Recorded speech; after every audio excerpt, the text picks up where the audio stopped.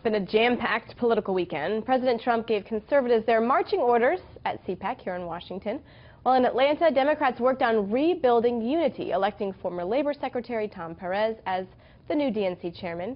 Here to break down the weekend, we bring in our panel, Jose Cunningham, D.C. GOP chairman, and Scott Bolden, former D.C. DNC chairman, to discuss the future of both parties. So, first of all, gentlemen, thank you so much. And Scott, I do want to begin with you. I want to put up a couple maps for our viewers at home, just to give them a gauge of what Democrats are facing. When we look at states with GOP governors, and you can see it highlighted when we pop up the screen, you can see the red. And then we have another full screen of GOP representatives, and then we have GOP state legislature. And you can just see really the majority that we're seeing across the United States. So I want to ask you, as we reflect on the weekend, what do Democrats face as we approach the 2018 midterms? I must tell you, that screen, even though I can't see it, I know that I've seen it before, and it's a lot of work. A lot of work, if I may say so. Listen, what Tom Perez and the Democrats have to do, they've got to get unified together. The Sanders Democrats have got to play nice in the sandbox and have got to power share with Tom Perez, which is why Keith Ellison was named deputy chair of the DNC.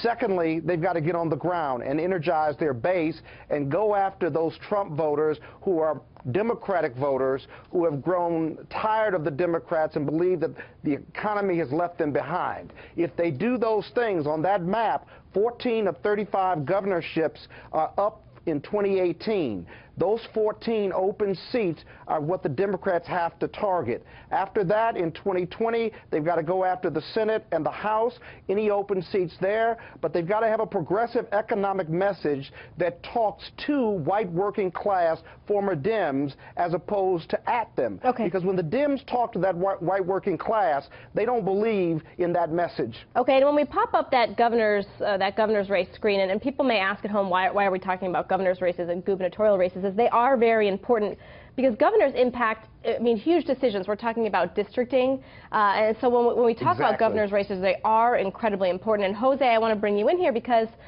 it's not that Republicans should be resting on their laurels just because we're seeing all this red and this pink in the map that we popped up.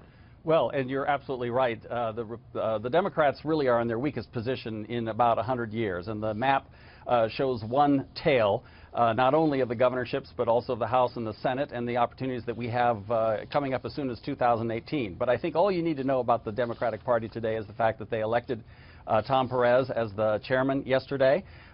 He is, I've met him, he's a nice guy, but the fact of the matter is that he was the most liberal member of the Obama administration. He is Clinton and Obama 2.0.